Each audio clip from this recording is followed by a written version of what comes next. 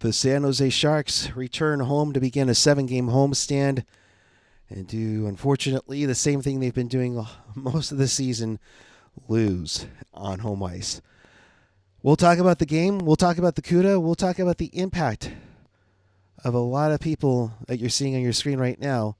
This on Teal Town After Dark.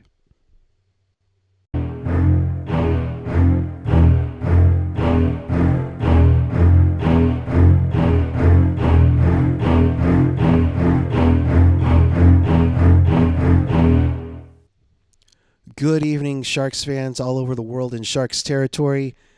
It is Saturday night, February 18th, 2023. The Sharks lose to the Buffalo Sabres 4-2. And we welcome you to this edition of Teal Town After Dark. This is your live interactive Sharks postgame. We do this after every game. So if you want to be part of the show, chat with us and fellow Sharks fans on the YouTube page or the app. Of course, follow us all over the social media, YouTube, Twitter, Instagram, Facebook, SoundCloud, Reddit, Discord, TikTok, and find everything at tealtownusa.com. And if you like what you see, you can support the pod using Venmo at tealtownusa or hit us up in the YouTube Super Chat. And with that, it is the Eric and Eric Show. Must say hi to the guy who spells his name the right way. It is Eric Landy. Hey, Puck Guy. Well, thank you for slogging through this one. I know you're fighting through a non-COVID illness, but we'll get through it. Appreciate it.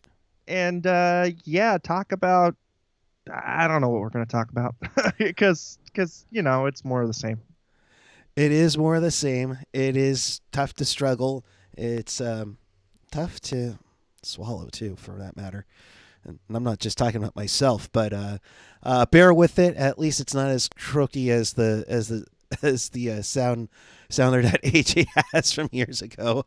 But again, this was a start of a 7-game homestand for the Sharks. I mean, 5-13-7 at home. I think them and them and Anaheim are the only ones that don't have double-digit wins on home ice.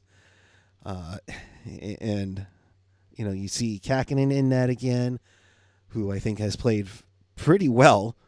And then you see LeBanc jumping into the top line with Meyer and Hurdle. And that means Asamont goes to the second line with Barabanov and Couture. And I thought that looked pretty decent.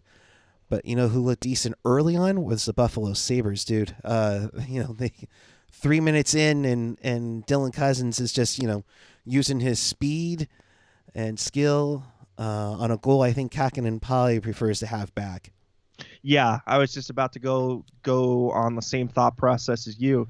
That one is just, we had seen really good positional play from Kahkonen against Vegas, and it looked like he regressed a little bit, especially in the first part of that first period.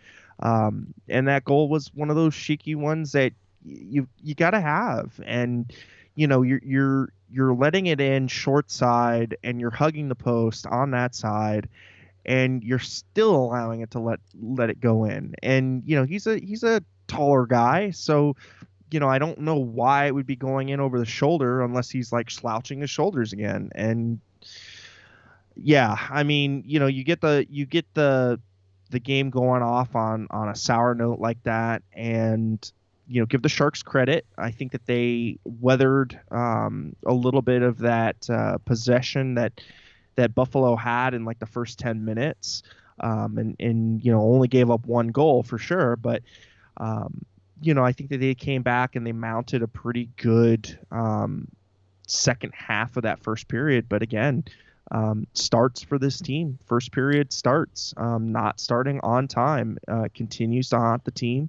It's a record that we continue to play. It sounds almost broken at this point.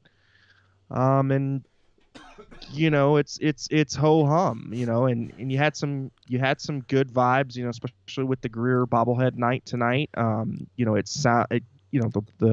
tank looked pretty full. I mean, I'm sure it was probably somewhere in like the 14, maybe 13 or 14. They did announce that it was a sellout, but there were some empty seats. But yeah, it looked pretty full tonight at the tank for sure. Yeah, so you had the good energy and stuff, but again, the Sharks kind of squander it with just starting slow, and it's unfortunate. But again, I think that they came back and were able to put up a pretty good effort. But yeah, especially on that first goal, did not like it. No, it wasn't great. It wasn't great at all. And it's been a little bit of a mashup lately. It just kind of went back and forth with some sloppy play. The turnovers have become an issue. I think they were trying to press into the middle too much, and Buffalo was crowding those passing lanes. However, that being said, after all that and after being dominated early in the first period, you know, uh, Mr. Svechnikov, or otherwise known as the other Svechnikov, Evgeny Svechnikov gets his sixth off of a tip of a Jacob McDonald shot to make it 1-1. So you're feeling good about it going into intermission. You outshoot Buffalo 14-5. So a nice bounce back for the Sharks after the first period. Indeed. Yeah, and like we had kind of said before, right? You weathered that initial push early. You come back, you get the goal, Svechnikov, and I think McDonald and Lawrence getting the assists there on that goal for Evgeny. And that one was another one of those tertiary, but what are we, line 3 type goals that you got to have. And again, I've liked Evgeny Svechnikov's game. I don't kind of understand why he's been in and out of the lineup. I feel like he's been a player that maybe has been underutilized. And again, I some of these questions, some of the decision making, especially with the lineups, makes me kind of question, what's being used as like an analytic to determine who gets ice time or who doesn't. But with the departure of Matt Nieto, I think it opens up a spot Right. for both for Kevin LeBanc, and then of course I think kind of has a trickle down and kind of sets everybody up in their right positions. But again, it just one of those kind of question marks that I've had kind of all season for this team in utilization of the players that they got over the break, or over the summer, summer break. Yeah, it just seems a little weird how it's getting utilized. LeBanc gets scratched. You need goal scoring. You need more grit. It's something like that. It's a question whether or not when Gadjevich does return to the lineup, does LeBanc get sit down again, which is scary. John, $2 super chat donation as always.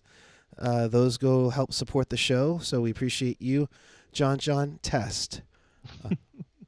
This is a test because I think Buffalo is where the Sharks want to be in next year.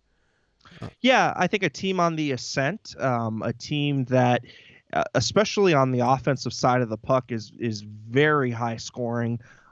You've got a lot of weaponry from the back end, and the puck movers from the back end really make the play of the forwards, I think, just that much quicker. And when you've got both Owen Power and Rasmus Dahlin on your back end, I think you're doing pretty good.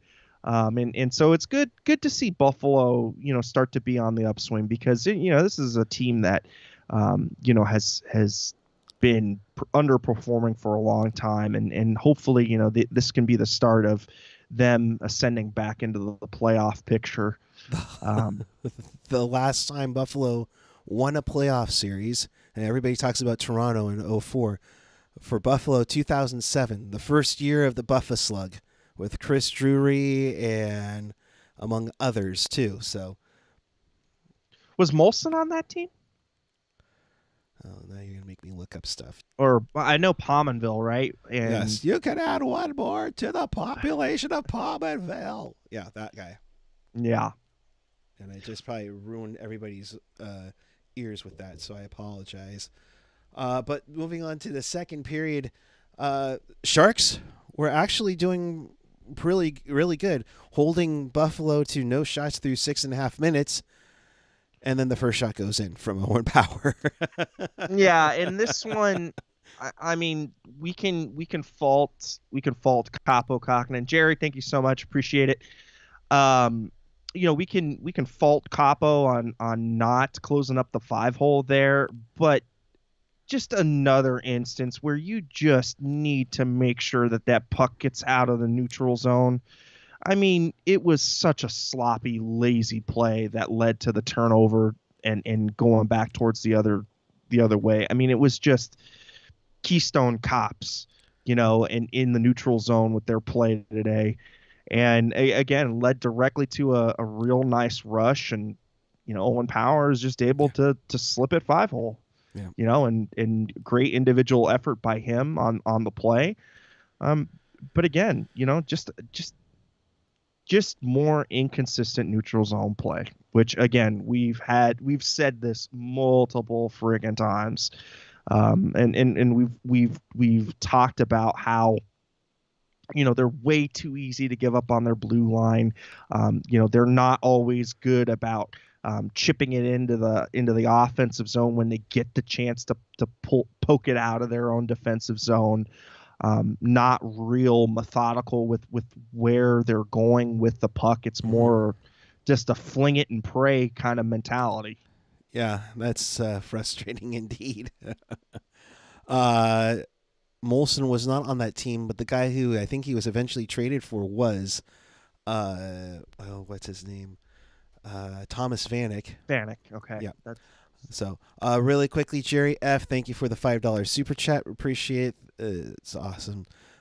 Sharks coverage as always. Teal 10 USA rocks. Absolutely. Thank you, Jerry. John, 9 months, I finally got the super chat to work again. Well, we appreciate it. Thank you so much, John. Thank you so much. So that made it 2-1 Buffalo. And again, you're thinking, oh boy, the first shot.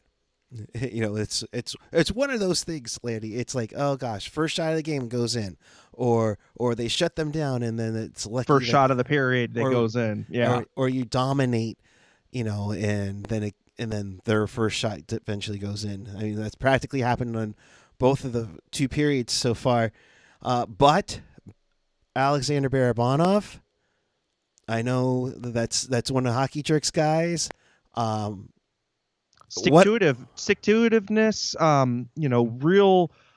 real good. For him this season, he's been more of a puck hound and more of a guy willing to go to get the garbage type goals, because this is just one of those pucks that pops out, after an initial shot on net.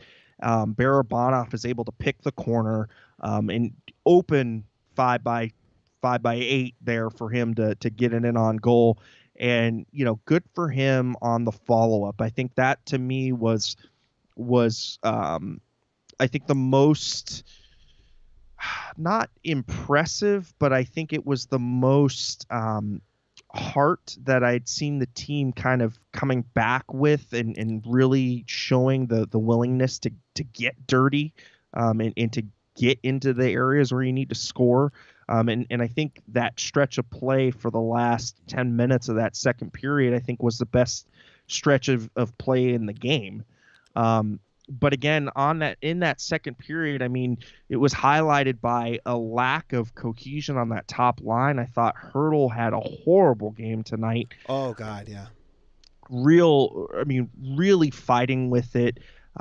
Didn't seem to really kind of normally Hertl's so good with his vision and normally able to make the right up pass and not fumble the puck in his own zone, and tonight it just seemed like he was just fighting it and really didn't put an exclamation point on the moves he was trying to make. He seemed like he was double clutching or not getting a good handle on it, and just really not making the easy plays.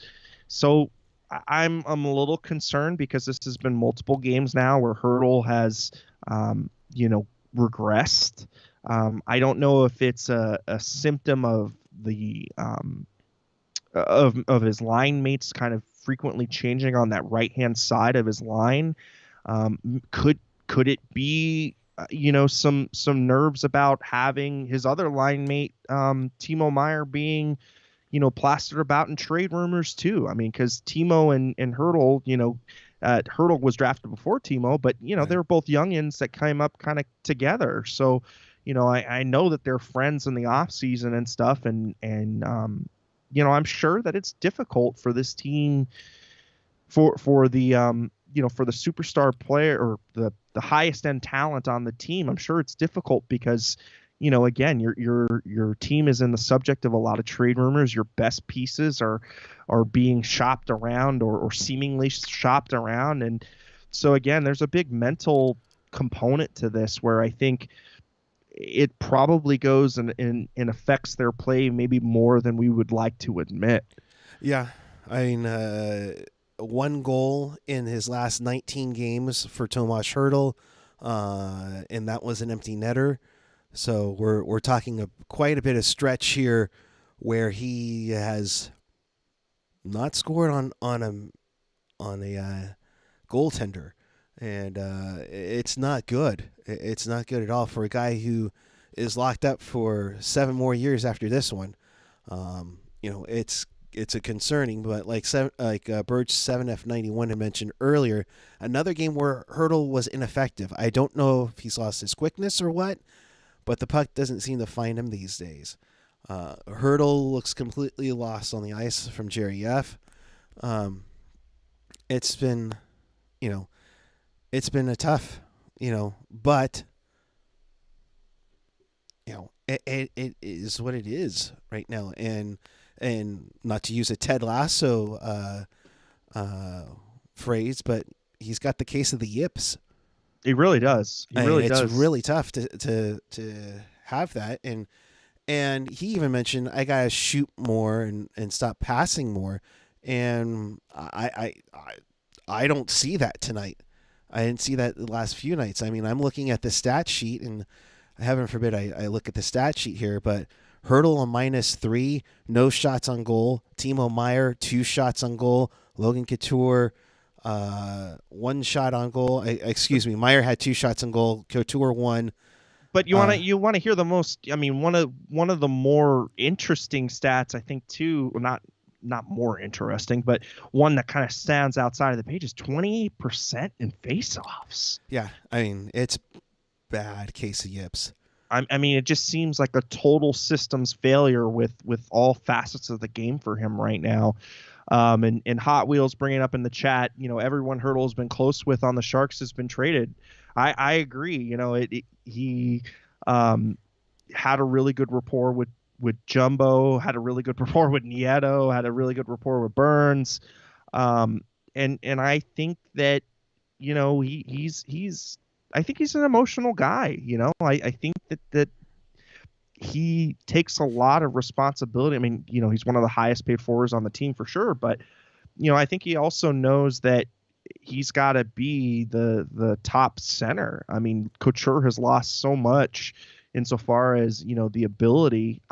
Maybe playoff Couture can get back to some semblance of his previous form, but certainly not prime Couture right now. And I think it shifts a lot of the weight towards Hurdle and Meier to drive the team's offense. And right now he just has not been up to the task, and it's unfortunate. And AJ mentioned in chat, and we had mentioned this before we went on the air.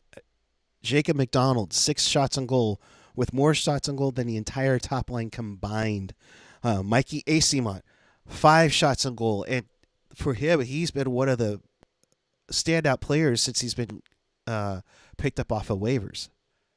Yeah, and I think the other thing that AJ had brought up was we're not blaming LeBanc for the -3 for Hurdle and Meier, but honestly I didn't think LeBanc's game was all that bad. No. I mean, I thought that of the 3 of them he looked like the most effective forward in that line. Yeah. I mean, him and Noah Gregor, who've been in the doghouse, have definitely been, called out. Look like they are given chances there. So give me one sec. You keep rolling for a moment here, unfortunately. And Seabrook kicks. Kicks Shoebies. That's a great username. Thank you. Hurdle hasn't been the same since he lost Hoffman. Oh yes, the shark for an hour, Hoffman. But no, I mean, again, I think we've seen Hurdle's game really dip this season. I thought at the let's say at like the 30 game part or the 30 game marker, I thought, he was seemingly had gotten over the first 5 or 6 games jitter that he had, because his first 10 games were not good. I thought the next section of his season, the next 10 games, so up to that 20 game mark, I thought he was starting to kind of come out of it. At that 30 game mark, I thought that, he's kind of back to form that we're sort of used to.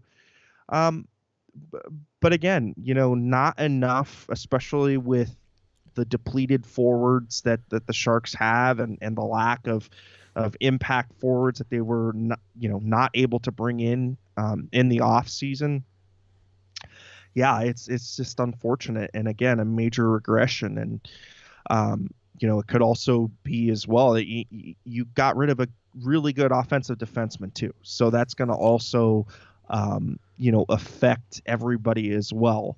And just another guy that can move the puck effectively in his own zone and in and out of his zone is now playing for Carolina. Yeah. So again, I think that there are multiple facets to what's ailing Hurdle right now.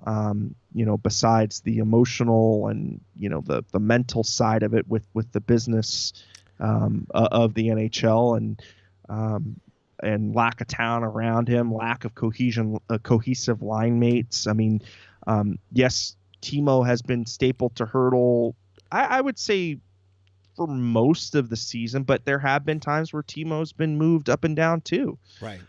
To try to jump Couture or what have you. Yeah. It looks, this team looks 2 or 3, 2 real impact forwards away from really competing with playoff caliber teams. And you said 2 impact forwards away. Well, I mean, paging William Eklund, paging Thomas Bordeleau. Back to you, Landy. Yeah, well, we'll talk a little bit about the CUDA too, and the youngins, starting to maybe make some hay a little bit, but yeah, it's lean times right now. Lean times for sure. For sure. AJ coming in with the quotes right now from the locker room, so thanks, bud, for doing that.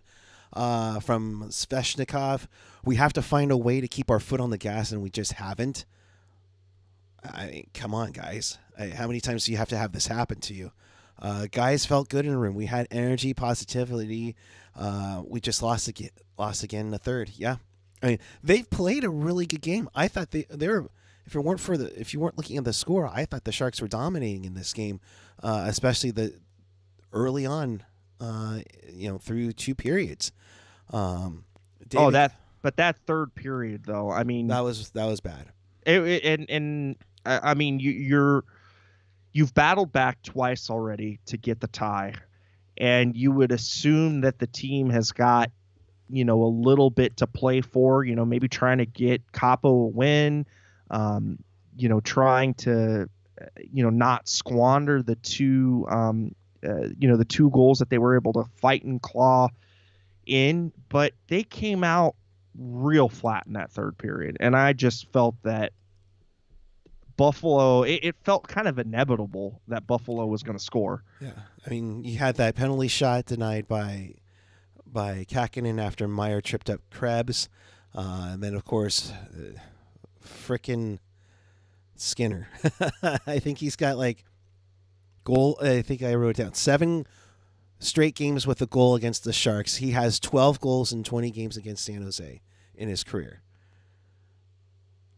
Yep. I mean, Shark killer. It tells you maybe he did win the Calder correctly. One from Quinn, and he uses this word again, and it's very disgusting that's going to happen. We got demoralized after they went up 3-2. We didn't do much after that. We turned it over too much. They weren't faster. We just gave it to them. Well, the Cousins goal showed that they were faster. You played sloppy. You gave it to them. Yeah, you gave it to them. Now, how many times have we heard David Quinn use the word demoralized this season? I want to say that's got to be at least 4.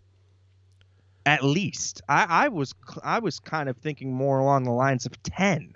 I mean, obviously he probably has big words since he went to BU.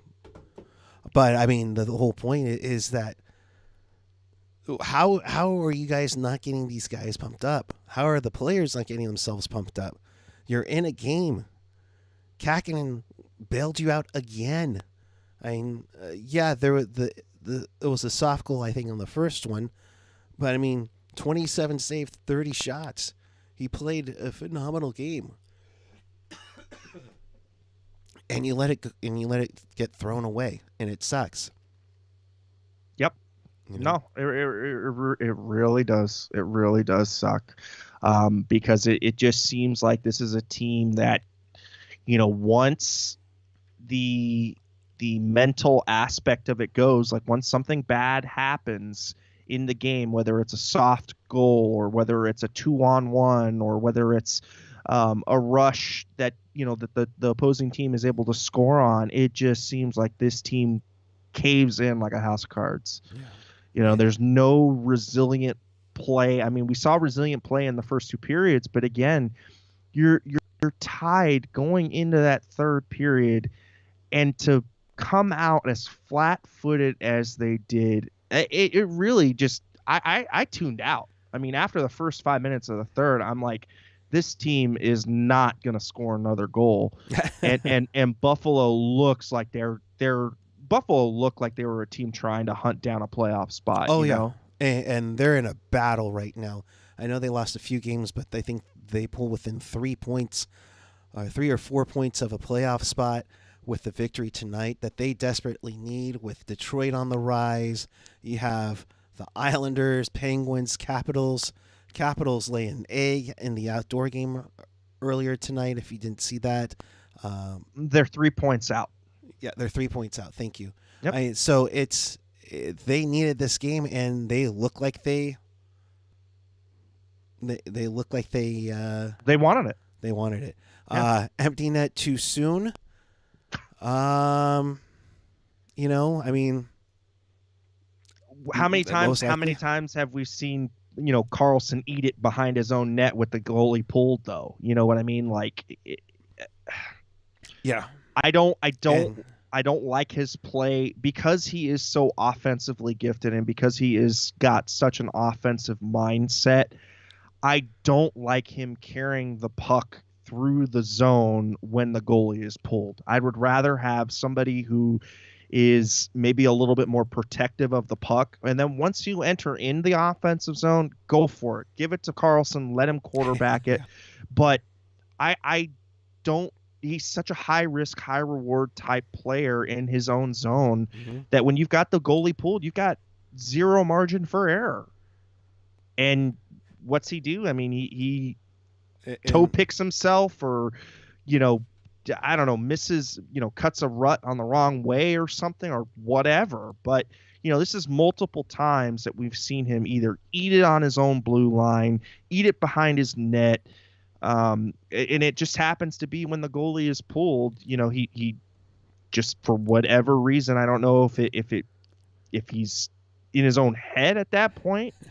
But I mean, fuck, I'd rather have McDonald, skate it with his cement, skates, and protect the puck a little bit more going through, his own defensive zone and into the neutral zone rather than have Erik Karlsson do it. Because, Well, go ahead. I mean, we saw the result. Yeah, I mean, I think McDonald is trying a little too hard, and especially I think with Karlsson there, he's trying to be that Karlsson whisperer, but it's not working out too well. Granted, not too bad. I mean, 21:52 for time on ice. He led the team in shots with 6, but you remember Mario Ferraro? Who? Yeah, exactly.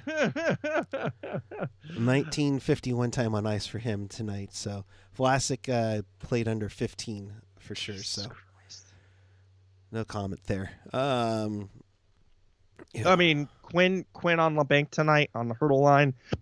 I didn't love that line tonight. Not just him. I didn't think that line was on their game tonight. Well, thank you, Captain Obvious. Oh man, that riveting material right there. Tell us something that we don't see with our own eyes. And it's not like LeBanc was, was weighing it down or anything. It just, I wonder if the trade rumors are starting to get to Timo. You wonder. I mean, we'll throw in Hurdle has a baby due, fairly soon. Granted, LeBanc has a baby due like any moment. So first and foremost, if it doesn't happen, before we're on Monday, congratulations to the LeBanc family. But I mean, something's off with Hurdle. LeBanc, I give you, you're taking your chance and trying to run with it. Just the points haven't been there. The same thing with Gregor. Not put in a position to do well. I think at on some level, I think it is the coaching staff not utilizing his skill set. I think on another level, Ian had brought it up. This is the third coach now that LeBanc is in the doghouse with. Yep. So there's stylistically there's something not right with his game that 3 different coaches have called him out on his game. So right. I think that there are multiple facets to this, and I think there are multiple breakdowns. I think partially on the player himself. He really does need to work on his 200-foot game. I just like Karlsson, I don't trust him in his own zone. Because dear Lord, when you've got a 6'2" forward, bearing down him on the corner, in the corner boards, like I get seriously concerned about him being able to, possess the puck and being able to shield it. Cause he's not the most, gifted physically, from a height and build perspective. But again, not being placed in the correct positions to succeed. And a guy who makes a lot of his bones on the power play time really reduced this season. A guy who really benefits from offensive zone starts, has not had them. And again, a guy that normally plays to the level of his line mates. Not really a guy who will elevate a line, but definitely a guy that won't be, bagging it either on a line, though.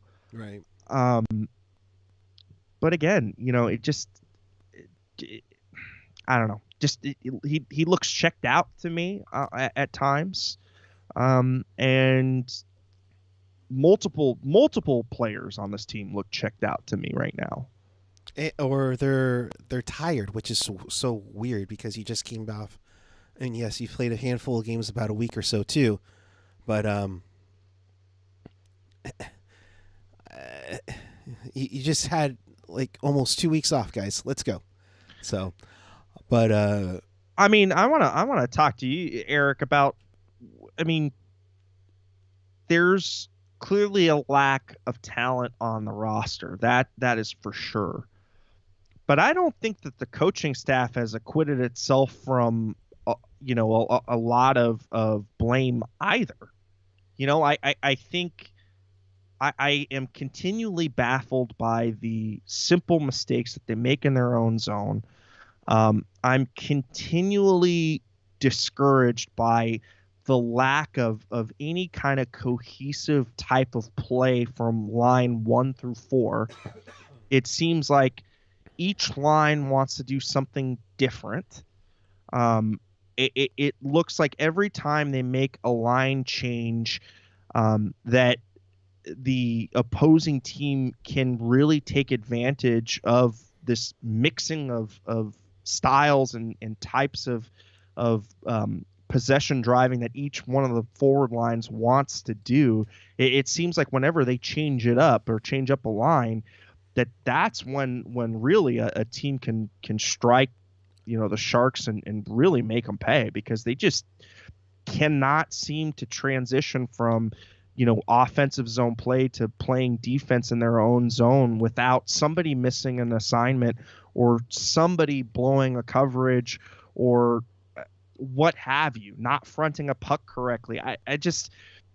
I wonder if it's not a little bit of both. Like maybe this coaching staff wasn't the right fit for the type of players that the Sharks have. And the team certainly lacks talent and certainly lacks talent to go up against playoff contenders. But it's concerning going into the future, I think, because you just hired Quinn. I don't see any type of change coming, systematically for the next year, at least, probably 2. And I think that the roster could see more talent, be devoid of more talent, come trade deadline. We'll see. I mean, you look at Barabanov having a career year; he could be an easy target to get moved, even though he just recently resigned. But we'll see how it goes. So Sharks lose this one 4-2 to Buffalo. Buffalo gets within 3 points of a playoff spot. The Sharks lose in regulation. So if you're on Team Tank, there you go. You got a regulation loss. Quickly, let's talk Barracuda. Ooh, Barracuda!